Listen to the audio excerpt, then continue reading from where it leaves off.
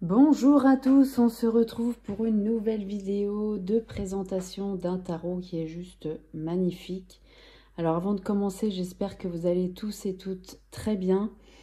J'espère que l'arrivée de l'automne n'est pas trop difficile. Je sais que ça peut être difficile pour beaucoup de personnes d'ailleurs, hein, le manque de luminosité, enfin la luminosité qui baisse en tout cas, les températures qui baissent un peu.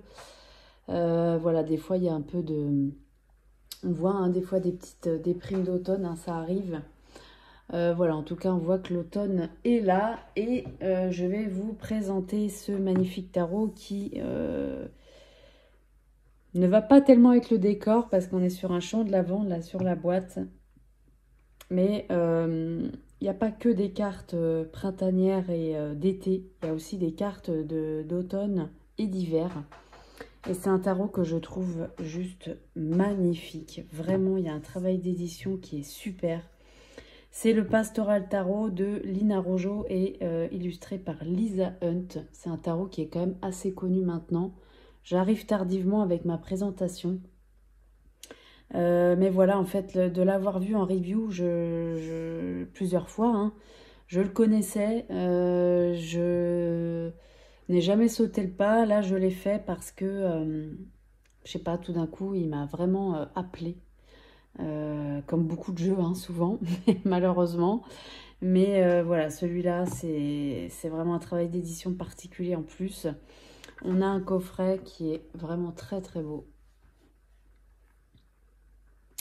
C'est vraiment magnifique.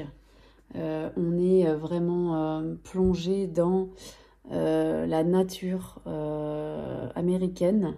Donc, américaine, mais on peut se retrouver vraiment, je trouve, les illustrations, voilà, ça fait penser à un peu des fermes américaines, etc. Mais c'est des choses qu'on peut aussi retrouver chez nous. En tout cas, il y a beaucoup d'illustrations qui peuvent, on peut se retrouver.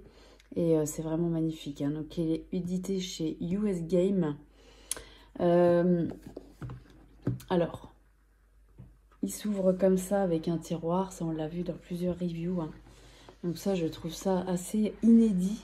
C'est la première fois que j'ai une boîte comme ça.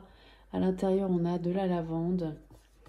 Voilà, donc il fait un petit peu été, printemps par ces énergies-là. Le pochon qui est juste magnifique.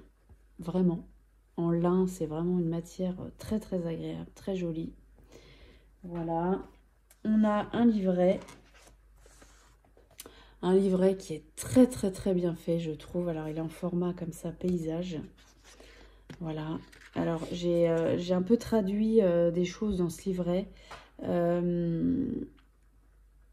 où l'auteur nous explique un petit peu comment est arrivée l'idée de ce tarot. Donc, elle explique que les paysages qui sont représentés, ce sont des paysages qui sont très chers au cœur de Lisa Hunt et de Lina Rojo, en fait. Ce sont des paysages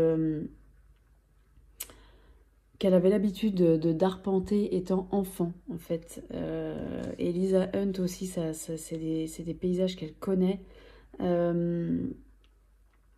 Donc là, elle disait que elle avait un cottage dans le Massachusetts, voilà. Que maintenant, elle vit dans le Connecticut, mais que les illustrations, elles sont inspirées de ces paysages-là. Et que Lisa Hunt y est très sensible aussi. Voilà, donc c'est très intéressant comment dire, l'explication du tarot. On nous explique aussi qu'il y a des animaux qui sont choisis très spécifiquement pour une carte parce qu'elles ont une signification spirituelle par rapport à la signification de la carte. Les plantes, c'est la même chose. Il y a telle fleur qui est mise pour telle... Elle a telle propriété, elle veut dire telle chose. Enfin voilà, c'est pas mis au hasard, c'est très très pointu en fait. Parce qu'il y a beaucoup d'animaux aussi dans ce tarot. Il y a beaucoup de fleurs, il y a beaucoup de plantes. Euh, donc, euh, donc ça aussi, j'ai trouvé ça super intéressant. On nous dit aussi que ce qui est représenté, c'est la période de la Grande Dépression des années 30. qu'elles ont toutes les deux fait énormément de recherches par rapport à ces années-là, comment étaient habillés les gens, comment étaient les paysages, comment on vivait, voilà. Elles disent aussi que ce sont des cartes très bucoliques, mais que voilà, pendant cette période-là, il y avait des choses aussi, la vie était très difficile dans ces années-là. Donc tout est représenté en fonction de ça. Donc il y a eu un travail aussi très très pointu historiquement. Donc ça, j'ai trouvé ça super intéressant aussi. Je trouve que ça donne une autre vision aussi des cartes. Parce que on sait que voilà, toutes les choses sont pas mises au hasard. C'est pas juste pour faire beau. Il y a une vraie signification derrière. Donc ça, j'ai trouvé ça juste super. On nous dit que ça suit très bien le Rider-Waite-Smith. Voilà, que aussi les éléments pour les arcanes mineurs, tout ce qui est coupe, bâton, épée, etc., ont été représentés sur la carte de façon à ce que l'élément, par exemple pour les épées, que les épées se fondent bien dans l'illustration en tant que, comment dire, qu'objet naturel, entre guillemets, et pas la représentation de l'épée de façon ésotérique. Donc tout est bien mélangé dans l'illustration. Il faut aller regarder vraiment très précisément la carte pour voir, même si les noms des cartes sont les mêmes que dans le Rider-Waite classique. Donc voilà, 3 d'épée, ça sera marqué 3 d'épée sur la carte. Donc voilà, mais malgré tout, il y a vraiment, il y a beaucoup de détails dans les cartes et ça, j'ai trouvé ça vraiment super. Surtout que ces fameux éléments se fondent dans le décor de la carte. Voilà, donc ça, j'avais vraiment envie d'en parler parce que je trouvais que c'était tellement intéressant que c'était vraiment important de le dire. Voilà, donc voilà. Et puis,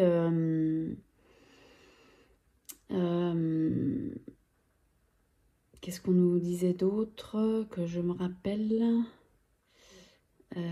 Oui, pareil, la couleur du ciel aussi a un impact important sur la signification de la carte. Voilà, s'il y a des nuages ou pas, s'il fait beau ou pas. Il y a plein de choses comme ça c'est ça qu'elle disait aussi, c'est que du coup c'était un tarot qui était très accessible aussi aux débutants comme aux confirmés. Parce qu'on va tout de suite, enfin pas tout de suite, en tout cas en analysant bien l'illustration, on va pouvoir capter ce que veut nous dire cette carte. Voilà. Là, on a une citation. Et puis ensuite, alors en plus, la police d'écriture utilisée, je trouve ça juste magnifique. C'est dommage qu'ils soient en noir et blanc. Voilà, donc les arcanes majeures. Voilà, on a la représentation de la carte en noir et blanc, le titre. On a un texte sur chaque carte qui nous décrit l'illustration. Voilà, donc là, on voit le fou, que c'est un jeune homme qui est un peu impulsif, qui marche sans trop regarder, il n'a pas de chaussures en plus, voilà, il est un peu dans la joie et dans l'innocence. On nous décrit bien tout ça, et puis ensuite, inner reading, voilà, ça nous dit la signification de la carte dans notre tirage. Voilà, donc on a ça pour chaque carte. C'est intéressant ce format de livret aussi, je trouve. C'est pour ça que c'est dommage que les illustrations ne soient pas en couleur. La particularité de ce tarot, bah, vous le savez peut-être, c'est que les cartes sont en format paysage pour toutes les illustrations, pour toutes les cartes.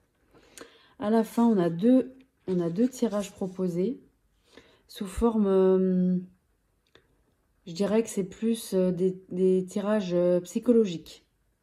Voilà, notamment celui-ci, je le trouve super intéressant, je l'ai traduit. Ça peut être vraiment très intéressant à faire sous forme de questions. Où est-ce que tu es maintenant? Identifie la situation de ton passé, positive ou négative. Comment ça t'influence aujourd'hui? Identifie les niveaux de changement que tu pourrais prendre maintenant. Il y a plein de choses comme ça. Celui-ci aussi est très intéressant. Où est-ce que je vis maintenant? Qu'est-ce qui me retient ici, etc. Donc ça, j'ai trouvé ça super aussi. Voilà, un moment de méditation. comment dire, et puis ensuite on a, voilà, on a Lisa Hunt ici, et puis ici on a Lynn Arrojo. Voilà, donc j'ai pas tout traduit, mais j'ai vraiment traduit l'introduction. Là, je vous dis de ce que je me rappelle, hein, parce que je suis pas du tout bilingue, donc voilà. Mais très intéressant. Pastoral, alors pourquoi pastoral? Je sais plus exactement pourquoi.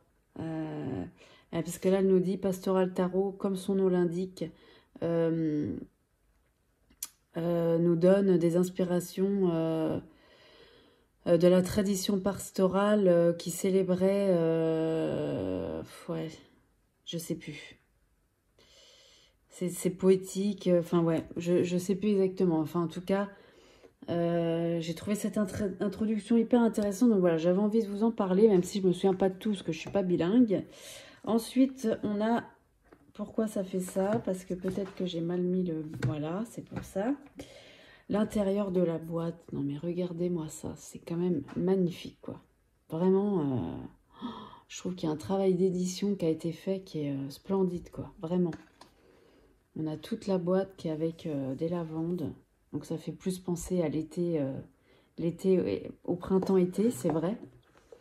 Malgré tout, je trouve qu'il y a certaines cartes qui font automnal aussi. Alors le dos des cartes... Bon, bah, vous le connaissez très certainement. Il y a quelques petites choses qui font penser à l'automne. Là, il y a une petite pomme de pin, une pomme. Là, on dirait un peu, ouais, des fougères.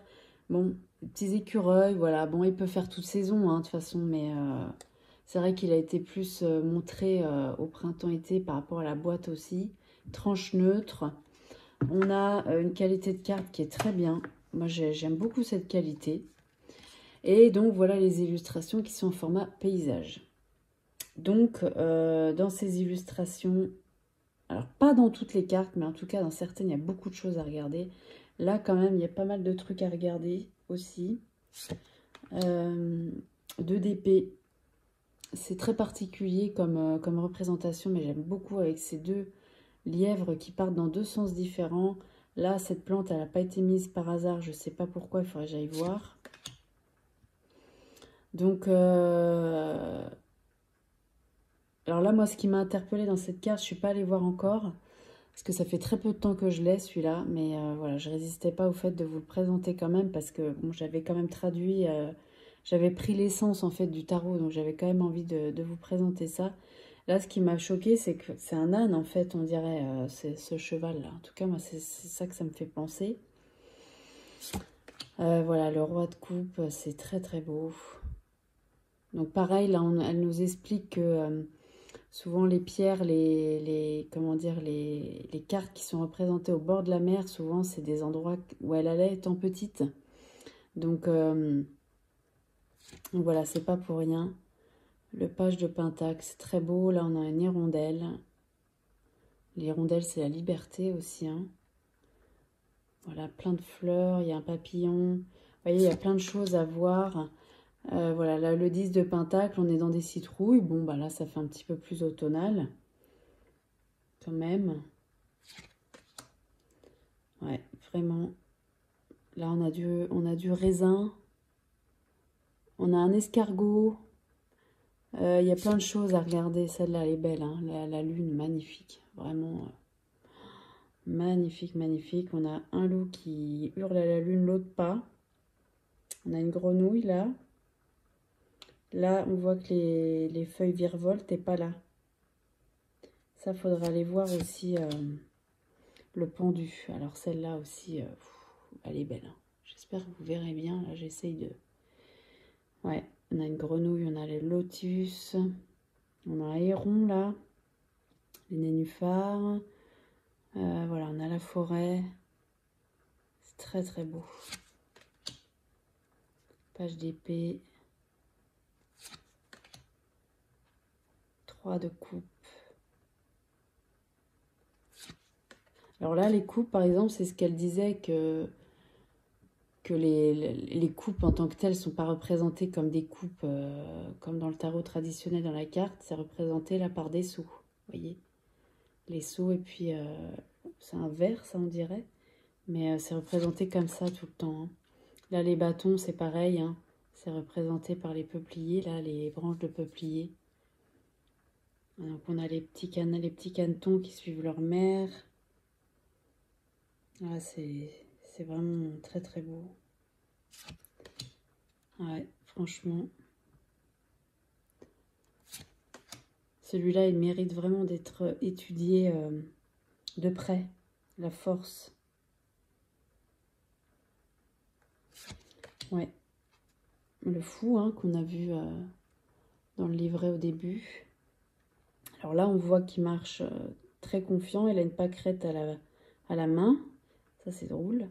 On a deux petits oiseaux derrière, le chien. Et on voit qu'après, bah, le bout de bois, il a craqué. Donc, qu'est-ce qu'il va tomber dans? Il va tomber dans le vide, du coup. Effectivement. 10 de bâton. Elle est marrante celle-là parce qu'on a l'âne derrière. Donc, c'est l'âne qui porte le plus léger. 5 d'épée.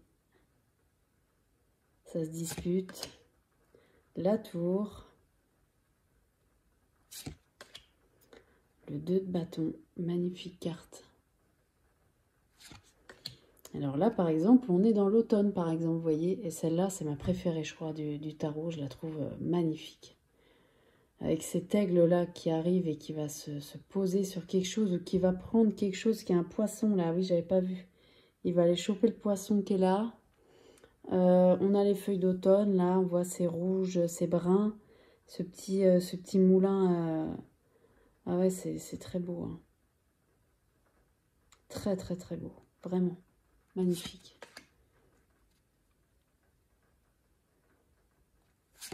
Ouais, donc vraiment... Bon, bah, vous me direz ce que vous en pensez. De toute façon, bon, il commence à être très connu maintenant. Hein. Mais je le trouve intéressant, vraiment, pour tous les détails qu'on a dans chaque carte. Sachant que les choses n'ont pas été mises au hasard, je trouve que c'est très intéressant d'aller voir. Pas sur toutes, hein, mais...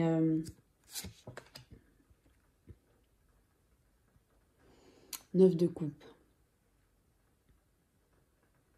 Avec toutes ces racines-là qui sont apparentes. Le diable. Avec le loup. Alors, on a le mouton, là, qui arrive, qui n'a pas l'air très effrayé par ce loup. Hein. Finalement, personne n'a l'air très effrayé. L'as de coupe. Waouh! C'est beau, hein. C'est vraiment très, très, très beau. La fameuse colombe, là. 10 de coupe. Magnifique. 7 de coupe. Alors, on a beaucoup de cartes où c'est au bord de la mer aussi. Mais pas que. Bon, là, c'est plus effectivement l'été. Hein. Là, on est plus sur... je sais pas trop au final parce que... Alors, la mort, donc, ok, on a les tombes, on a le corbeau. Par contre, on a cet arbre qui se remet en fleurs. On dirait un cerisier un petit peu. Les fleurs rebourgeonnent. Là, on voit qu'on a des coquelicots. Donc, au final, ça revit, quoi. Parce que là, on voit que les arbres, ils ont plus de feuilles, ils n'ont plus rien. Par contre, celui-là, il commence à revivre. 6 de bâton, les amoureux, très très belle carte aussi. Le chariot. Il y a la tempête derrière, on arrive vers le... On se dirige vers le beau temps. 7 de bâton, les revendications. Le page de bâton. Là, c'est automnal. Hein. Elle est belle aussi, celle-là. Hein. Il y a plein de petites choses. Le petit pivert, là, on dirait que c'est un pivert. Ouais, c'est très très joli. Les fougères. Il a l'air confiant en plus. L'as d'épée. Labyrinthe. Reine de bâton. 7 d'épée. Le renard qui est là. Les poules, elles sont toutes affolées. L'étoile, très très belle. La reine d'épée avec cet échiquier, très calculatrice. 5 de pentacle.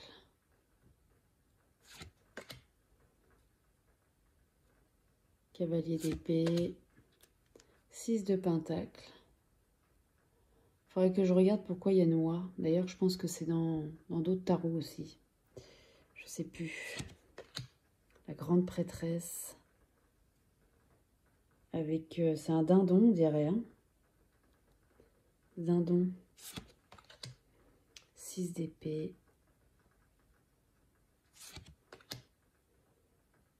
Neuf de bâton. Très belle avec ce cerf.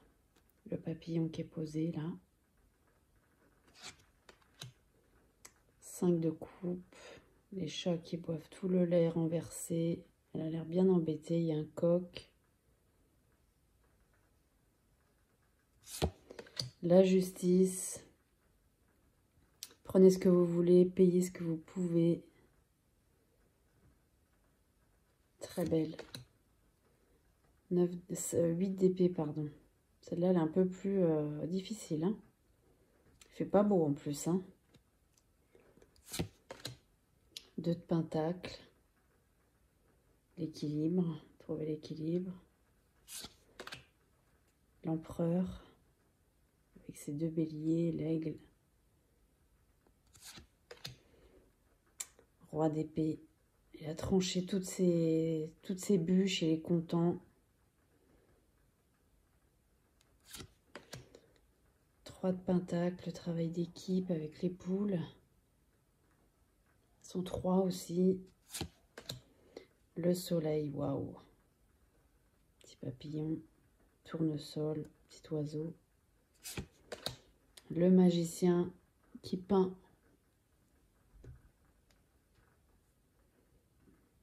Là, on a une pie, je pense.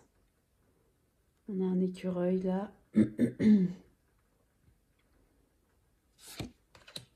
L'impératrice.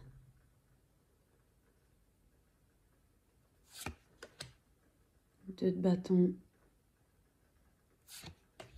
Le jugement. Le jour se lève, un nouveau jour.